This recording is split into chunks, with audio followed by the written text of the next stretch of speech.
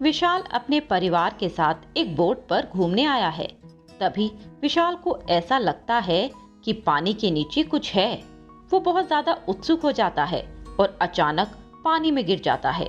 और जब वो पानी की सतह पर जाता है तो वहां पर उसी की उम्र की एक लड़की होती है। ये दोनों एक दूसरे का हाथ पकड़ते हैं। पर सबसे हैरानी की बात तो ये होती है कि विशाल पानी के अंदर सांस ले रहा होता है। तभी एक आदमी विशाल को बचाने के लिए वहां पर आ जाता है और वो उसे निकालकर बोट पर वापस ले जाता है। विशाल बोट पर आने के बाद उस लड़की का सर पानी से निकला हुआ देखता है, जो विशाल के जाने से बहुत उदास हो जाती है। धीरे धीरे 20 साल बीत जाते हैं। विशाल अब 28 साल का हो चुका था, जो शहर में अपने बड़े भाई के साथ फल और सब्जी का काम करता था। विशाल एक रात अपने भाई को कहता है कि वह दूसरे शहर जा रहा है। अगली सुबह तक वह वहां पहुंच जाता है। वो आइलैंड के गलत साइड पर आ गया होता है, इसीलिए उसे दूसरी साइड पर जाना है। विशाल को यहाँ पर कुछ लोग दिखते हैं। वह उनसे पूछता है कि क्या वो उसे दूसरी साइड पर छोड़ देंगे। यह एक वैज्ञानिक होता है जो पानी में शोध करने जा रहा है। उसे लगता है कि विशाल को किसी दूसरे वैज्ञानिक ने उसकी खोज के बारे में पता करने के लिए भेजा है, इसीलिए विशाल से अच्छे से बात नहीं करता और उसे अपने साथ ले जाने से मना कर देता है। फिर विशाल को यहाँ पर दूसरा बोट वाला मिल जाता है और जब वह उसके साथ आइलैंड की दूसरी तरफ जा रहा होता है तो बीच समंदर में इनकी बोट खराब हो जाती है। अब वो आदमी जिसकी बोट होती है वो पानी में कूद जाता है और फिर से कहता है कि मैं तैरता हुआ किनारे तक जाऊंगा और जल्दी ही एक छोटी बोट से वापस आऊंगा। वो आदमी वहां से निकल जाता है और विशाल अकेला वहां पर फंस जाता है। विशाल को तैरना भी नहीं आता और अब वह बोट स्टार्ट करने की कोशिश करता है। बोट तो स्टार्ट हो जाती है, लेकिन विशाल पानी में गिर जाता है और बोट उसके चारों ओर घूमना शुरू कर देती है। अगले पल बोट उसकी तरफ आती है।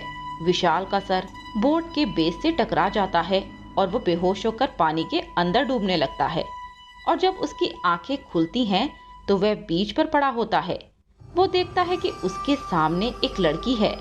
विशाल उससे उसका नाम पूछता है और वो कुछ नहीं बोलती। वो विशाल की तरफ आती है और उसे किस करती है और उसके बाद वापस समंदर में चली जाती है।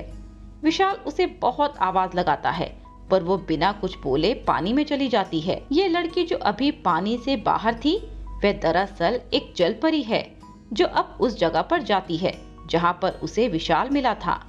वहां पर विशाल का वॉलेट होता है। जब वो उसका वॉलेट उठाती है तो उसमें उसके कार्ड्स होते हैं, जिससे उसका एड्रेस भी मिलता है। वहां पर नक्शा भी होता है, जो वो नक्शे से समझ जाती है कि विशाल कहां पर रहता है। विशाल वापस अपने शहर आ जाता है और अपनी वही बोरिंग लाइफ जीना शुरू कर देता है। जो वो जल परी होती है वो भी उसके शहर आ जाती है और बिना कपड़ों के पानी से बाहर आ जाती है। उसे बिना कपड़ों का देखकर वहां पर जितने भी लोग होते हैं बहुत भीड़ इकट्ठी कर लेते हैं, जिससे पुलिस को वहां आना पड़ता है और पुलिस उससे कपड़े पहनकर उसे इस जगह से ले जाती है।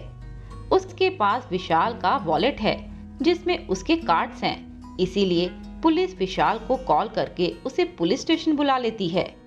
वो देखता है कि वहां पर वही लड़की है जिसने उससे कप बोर्ड के बीच में किस किया था। विशाल उसे देखकर खुश हो जाता है और वो भी विशाल को देखकर बहुत खुश हो जाती है, लेकिन वह कुछ बोल नहीं सकती। यह जलपरी जब पानी में होती है तो इसकी पूंछ होती है, लेकिन तब ये बाहर होती है तो इंसानों की तरह इसके पैर होते। विशाल जलपरी को अपने घर ले आता है। विशाल जिसकी जिंदगी में बहुत निराशा थी, उदासी थी, उसे खुशी का कोई एहसास नहीं था। अब वह बहुत खुश होता है और जब वो काम पर जाता है तो वह अपने भाई के साथ डांस भी करता है। वहीं घर पर जलपरी टीवी पर कुछ एक्सरसाइज कर रही होती है और वो भी उनके साथ एक्सरसाइज करना शुरू कर देती है। वहीं दूसरी तरफ विशाल जब घर पहुंचता है तो वह देखता है कि वहां पर वो लड़की नहीं है। वह भागता हुआ घर के बाहर सिक्योरिटी वाले के पास जाता है और विशाल देखता है कि वह सिक्योरिटी वाले के सामने खड़ी है। ये पिछले 6 घंटों से यहाँ पर एक्सरसाइज कर रही हैं। हम कब से इन्हें समझाने की कोशिश कर रहे हैं लेकिन इन्हें समझ नहीं आता।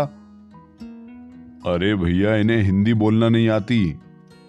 इतना कहकर वह वहां से चला जाता है। तुम्हारा नाम क्या है? तुम्हारी भाषा में मैं अपना नाम नहीं बता सकती। तो अपनी भाषा में बता दो। वो अपनी भाषा में एक अजीब सी आवाज निकालती है। तुम्हें तो बोलना नहीं आता था, फिर तुमने बोलना कैसे सीखा? टीवी से। दरअसल उसने टीवी से 6 घंटों में इंग्लिश सीख ली होती है। तुम कहाँ से आई हो? विशाल को दरअसल कुछ समझ नहीं आता और जलपरी के लिए यह शहर की दुनिया पूरी तरह से नई थी। जब यह गाड़ी देखती है तो बहुत एक्साइटेड हो जाती है और उसके सामने खड़ी हो जाती है। इसी वजह से गाड़ियों का एक्सीडेंट भी हो जाता है। तुम यहाँ पर कब तक रहने वाली हो? 6 दिनों तक। 6 दिन के बाद पूरे चांद की रात है, तब तक मैं यहाँ से चली जाऊंगी। विशाल जलपरी का नाम नहीं ले सकता था, इसीलिए वह उसका नाम माही रख देता है। मैं तुम्हारे साथ ही रहना चाहती हूँ, इसीलिए मैं यहाँ पर आई हूँ। और अब ये दोनों विशाल के घर पर ही रहते हैं। रात को जलपरी उठती है और बाथटब में पानी भरती है और उसमें लेट जाती है। ऐसा करने से उसके जो पैर होते हैं वे पूंछ में बदल जाते हैं और तभी बाहर विशाल आ जाता है। दरवाजा खोलो। वो जल्दी से अपनी पूंछ सुखाती है और जब विशाल अंदर आता है तो उसके जो पूंछ वो पैर में बदल चुके होते हैं। विशाल उसके इस व्यवहार से बहुत परेशान होता है, पर फिर भी जलपरी से उसे प्यार हो जाता है। वहीं दूसरी तरफ समंदर में वो वैज्ञानिक अपने क्रू मेंबर के साथ होता है और वह देखता है कि उसका एक साथी अखबार पढ़ रहा है। और जब वह उस अखबार को देखता है तो उसके फ्रंट पेज पर वही न्यूज़ होती है कि किस तरह से एक लड़की बिना कपड़ों के बीच पर पाई गई। वो उस लड़की की फोटो देखता है और पहचान लेता है कि ये जलपरी है, क्योंकि जब वो एक बार पानी में गोता लगा रहा था तो उसने जलपरी को देखा था। इसीलिए वो उसी शहर में आ जाता है। हालांकि वो अपने साथी वैज्ञानिक को बताने की कोशिश करता है, पर उस पर कोई विश्वास नहीं करता। यहाँ से उसे एक आइडिया आ जाता है। उसके बाद वो जलपरी और विशाल का पानी की बाल्टी भर के पीछा शुरू कर देता है। वो एक जगह देखता है कि जलपरी रुकी है। वह दोनों बाल्टी पानी उसके ऊपर फेंक देता है।